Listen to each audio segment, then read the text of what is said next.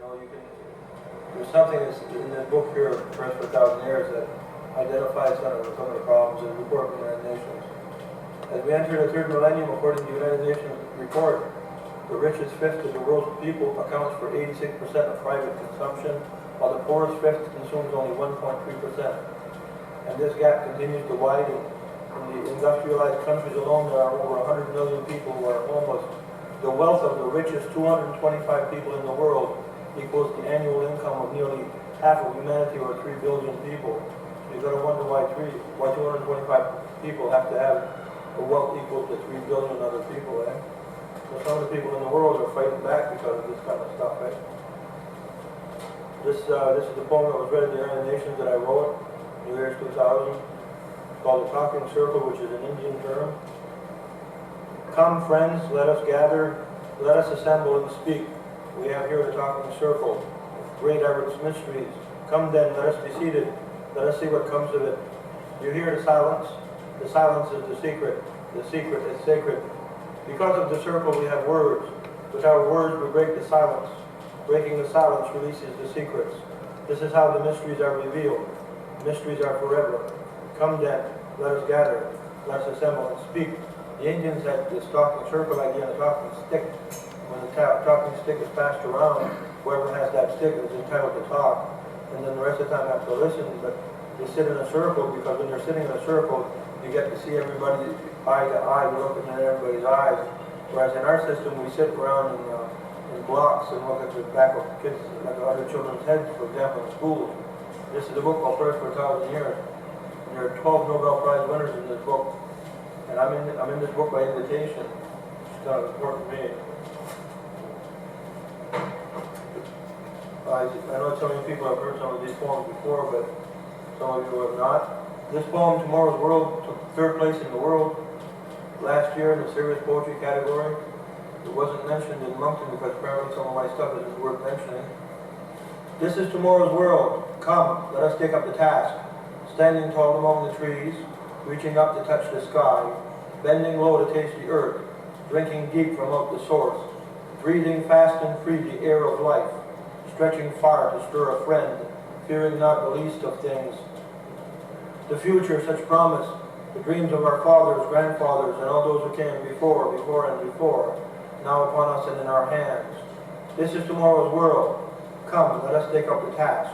Hand in hand into even greater tomorrows still. Forever children before men, forever men before children, forever humbled before the threshold and the throne. This is tomorrow's world. Come, let us explore the meaning.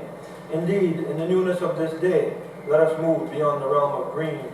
A brother for a brother, gone as from men lost, adrift in a great sea of conflict and confusion, to men found, embark once and for all upon the safe and solid ground of everlasting peace. This following poem was published in 1993 and sent all over to China. In 1995, it closed the National Conference of Anglicans, as read by Margaret McCain, the Lieutenant Governor of New Brunswick. It's been published by the Micmac Maliseet people, called Eagle Spirit of Prayer. Set me free, O Lord, give me wings that I may fly. Make me then to soar, to span the distances near and far, held aloft by your loving kindness. Make my wings to beat over vast and troubled regions, that an unbelieving world might be made a witness to your power. It is my humble wish to carry forth the message of your love and freedom. Speed me on my way, O my Lord. It is my desire to soar, to sing and to serve. Make me then to fly, my utterances your wondrous melodies, that I may promote your cause, as might a bird your lofty skies. The poem Child of the Universe is also the name of that book, and this was published quite a while ago, traveled around the world too. I think that everybody in the world is a child of the universe and is entitled to all the benefits inherent to all of us as equals. Child of the universe, your dream upon a star, 1,000,000 miles for you as far away from far. You are so special, child, there are no imitations. In the expanses of your mind, there are no limitations. The galaxies are loose, allowing for your feet, while suns explode from overload. Oh, such worlds you've come to meet. Child of the universe, you dream upon a star, you twinkle and you sprinkle the particles you are. The meteors that fall are scattered and abound, they shower on the hour this universe around.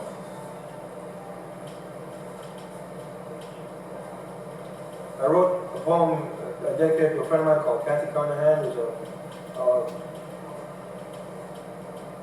#1 bookseller in Miramichi, a photographer and news reporter and writer, award-winning writer. My mind could be a garden. My mind could be a garden where a wealth of wonders grow, with bird and bee come dancing, pollinating every row. My mind could be a canvas, such blossoms bold and teeming, myself to pinch and waken from this awesome state of dreaming. My mind could be a meadow where the yearling comes to lie, where welcome peace is ageless, where the ancients came to die.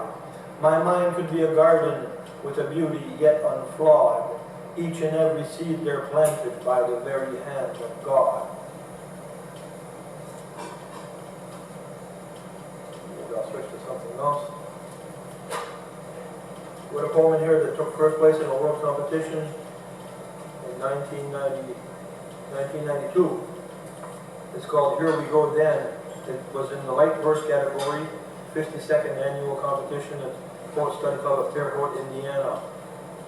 Here we go then, little boys who would be men, over the wall, a challenge to all, en route to where we've never been. The march is on as we tackle the dawn, taking the reins of airplanes and trains, en route to where we've never gone. From near and far we've wished on a star, learning to cope on prayers and hope, en route to here we are. I rearranged some of my writing tonight because after what happened today, I thought it might be kind of fitting to read stuff about peace and things like that. So this is a sonnet called My World of Paints. There, John. Maybe I'll wait till John comes over.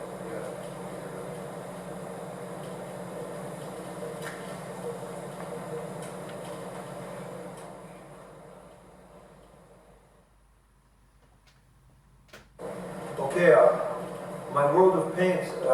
This is on the World Wide Web right now with Sonnet Central out of England. I think it's out of England, isn't it? Sonnet Central? That's out of England. I'm not sure. I'm pretty sure, yeah.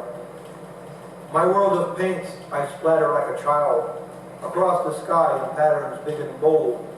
The colors run, they're seen as running wild, and here we're lost when things are uncontrolled. Great globs of green now fall upon the trees. Upon the seas, the colors now run blue. There's yellows flung that bring me to my knees. The lights mere gold could never, ever do. There's blacks and whites and colors in between, like browns and reds and mixtures not so clear. Arrayed in rows, the lights I've never seen, and yet each one the child in me holds dear. My world of paints I fling across the sky. Ask children all, they'll know the reasons why. So we're becoming too sophisticated for our own good, and I think we should turn to little children for their innocence and their summation of things. Ironing things out. I wrote this September 8, 1999, while walking in the woods. There were differences of opinion, tempers flared, insults were hurled, ultimatums were given. As nothing was to be ironed out, the parties grew more and more distant. Years passed. Along with the years came the temper of time. As he stood ironing his shirt, it suddenly came to him. In the end, the creases had to be ironed out, and in the end, the shirt was in effect decreased on both sides. The realization came late, and that was sad, really. It was sad because, like the shirt, differences could have been ironed out. They could have been ironed out by parties who would have needed to do little more than address the shirts upon their very backs.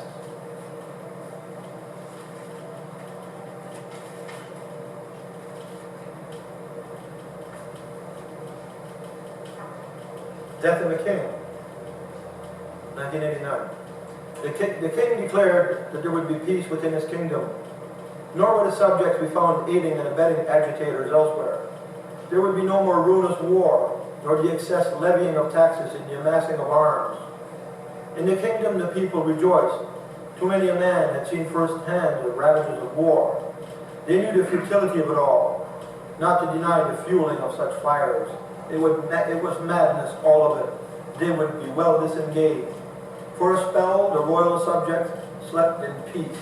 All was well in the kingdom, though there were the usual rumors of kings arming their lots in the distance. Logically, to be so determined could mean little else but preparation for war. Still, the good king persisted, and he too slept, his head upon the pillow soft, his heart at ease, a dream to dream, and it was good. One morning the king was found dead, his heart pierced by a dagger, the same still embedded in his breast. But who had killed the good king? Outsiders had had no way in. It had to have been the deed of one of his household, and it was. In the kingdom there may be peace. Kings may be good, with the promise of peace in their hearts and upon their lips. But inside any kingdom, there are apt to be men not appalled by war, but rather men anxious for it. In this kingdom, there still had been daggers.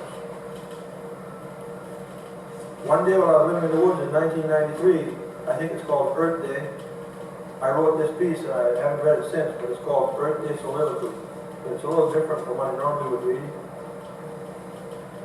Wise men are so rarely heard, the while they might espouse that truth which is undeniable and ultimately to be reckoned with. And how often we, as a humanity, have ignored words that later would come to haunt us to such extent we were seen to pale, the spectre looming only too real, to die in the manner we would have lived, unhearing, undaunted, blind, foraging like so many rats.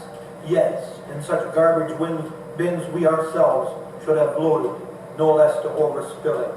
We are not merely victimized by our outside forces. As often as not, we are enslaved by our very own attitudes, showing ourselves for what we really are, demanding, overindulgent, unrepentant, wallowing in the muck and mire of that which we so religiously hold up as glorious past, such glories which in their very day cause the tugging at the heart.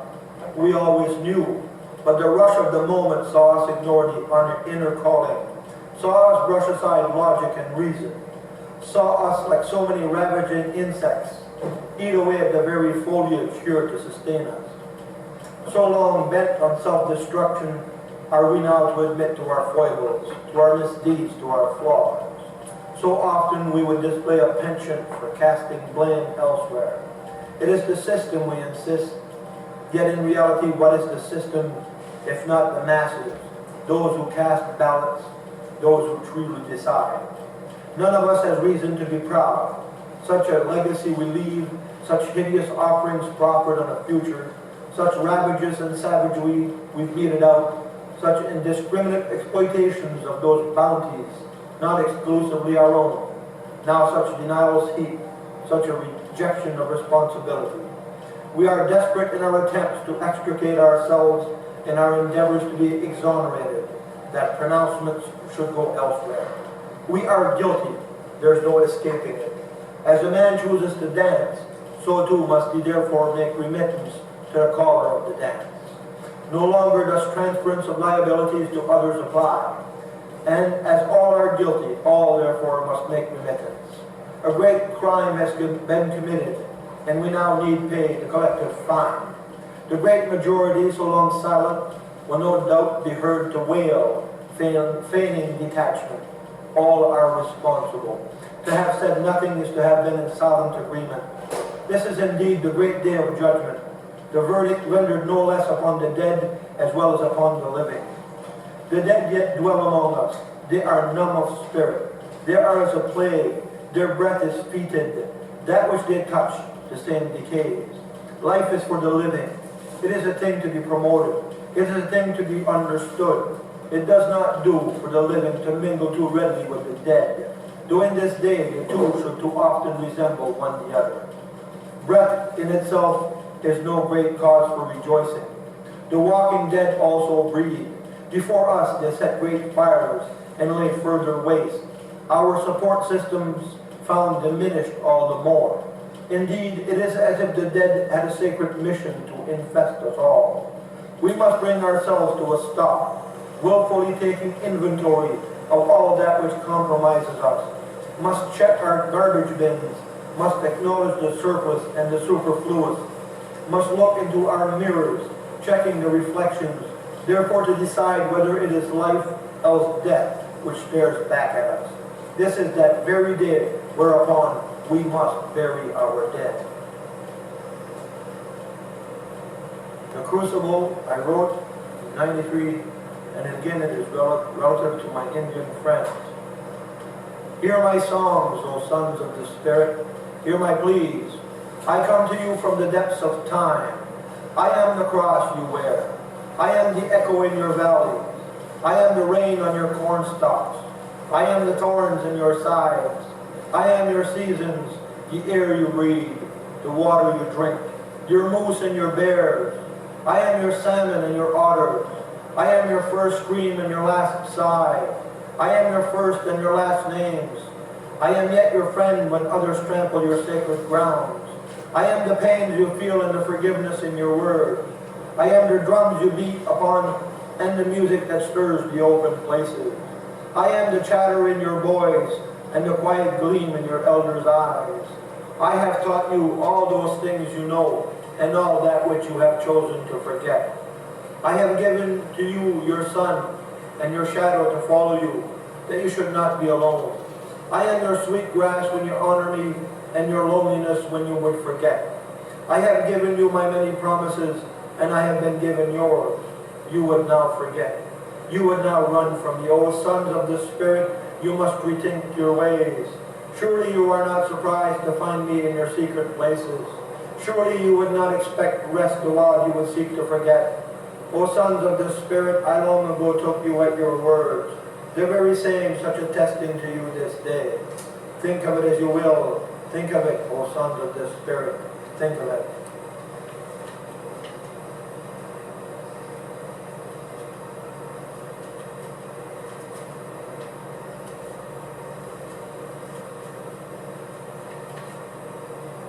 Let us walk through this day together in an abiding peace, O my God. Let us to make of this day as unto all others a new beginning. Let us to look upon the dawn with the eyes of the newly born, innocent and unsullied. Let us to look upon the noonday sun with the eyes of reason, in consultation and compromise. Let us to look upon the night with the eyes of the elder, calm, reflective, and unafraid. Let us to walk through this day as to the fullness of life, with a fair measure of leisure, laughter, and love. Let us to walk through this day in remembrance of you, O my God. Let us to walk through this day in remembrance. Let us walk through this day. The healing prayer. Look upon me, O my God. Look upon me with your love. I am ailing, and there is none but you can tend to me and make me whole. Look upon me, O my God. Look upon me with your mercy. I pray, extend to me the lifeline with your healing touch. My weary self is in your hands. Hear me pleading, O my Master. None but you can ease my pains, lessen my grief, erase my sorrows. If the sheep have wool, if a fly has wings among other things, and the rivers can run dry, then the clouds above can be filled with love with the raindrops in the sky. If the stars can light all the world at night, and the moon in silver gleam, then a tree can bend and address me friend in the wonder of my dream. If the sheep have wool when the winter's full and there's flags to be unfurled, then there's cause for hope on the bigger scope and for peace around the world.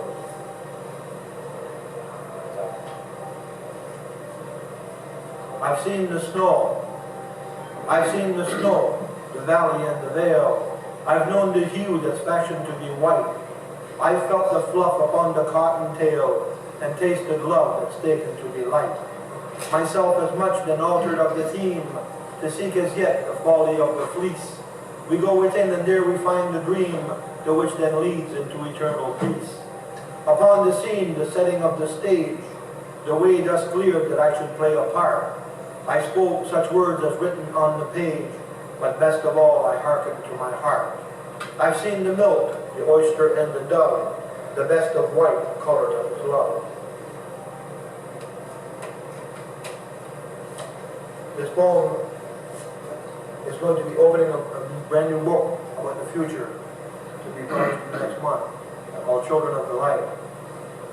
Behold this day the children of the light, the eyes that see the halos well discern.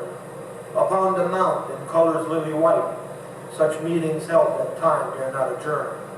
From ages past, the echoes of the seers, the keepers come to turn the thing around. The neophytes are now the pioneers, their faithful feet upon this hallowed ground. Taking the pies that they would make of mud, and hear the words their babbling would bestow. Their wisdom now that comes at us a flood, and is from babes as pure as driven snow. Behold this day the children of the star, the hands of fate inside the cookie jar.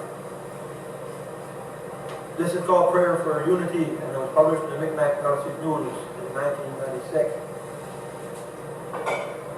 O giver most gracious, O my God, you who occupy by your own decree the throne of thrones, by whose thought the universe became reality, proffer upon us such unique vision as will induce us to declare, as he is in all things, who brought it all into being, so are we therefore a part of him, united one to the other without exception. In 1981 I wrote this poem called The Few. Who raises flowers where gathers the snow? Who erects towers where progress is slow? Who praises the young while the salt of the earth? Whose song has been sung which mentioned their worth? The prophet is one whose garden is awed. He captures the sun and gives it to God. The poet is quick, revising his thought. His stomach is sick and bleeds for his lot. These then are the few who counsel the sheep on mountains of dew when God is asleep. 1999, I wrote this one called Personal Prayer. Let me to live in the moment, O my God. Let me to spread my wings and to fly. Let me to transcend my fears. Let me to love. By the dust of your earth was I given form. By your breath was I given to breathe. By your wisdom was I given to think. By your love was I given to feel. From your great unknown, the wonder of my soul. From the wonder of my soul, my reverence. From my reverence, mention of your name. From mention of your name, my destiny. Deny me not your wise counsels, O my God. Deny me not the power and the glory. Deny me not the stirring of my soul. Deny me not the endlessness of time. Let me to live in the moment, O my God. Let me to spread my wings and to fly. Let me to transcend my fears. Let me to love. In the year 2000, I wrote 1,515 songs. And this is one of them. It's called It's Time for Peace. It's time for peace in families everywhere. It's in the home the story has its start. Let us to build such castles in the air that we'll have touched the essence of the heart. It's time for peace across our cities wide. On every block, the building of the bond. Let us to push our prejudice aside, a model made into the great beyond. It's time for peace across this mighty land. Let parties all inside the circle talk. Let each to take a neighbor by the hand, the load made light upon that daily walk. It's time for peace across this warring world. The light of love now seems to be unfurled. In 1999, I also wrote this poem called Credo, for which I have great aspiration and great hope. Speak in simple terms. Seek to be understood. Strive for clarity and be patient. Keep an open mind and show empathy. Be kind. The world needs gentleness. Touch it with loving hands. Remember, where you go, others have surely gone, as others will surely follow. Cry if you must, but seek after the laughter. When you balance things, you will always find more good than bad, more laughter than tears, more joy than sorrow. This is your world, and the world is also what you make it. It is all quite simple, really, as simple as the terms you use. Go then, and speak softly. And I quit.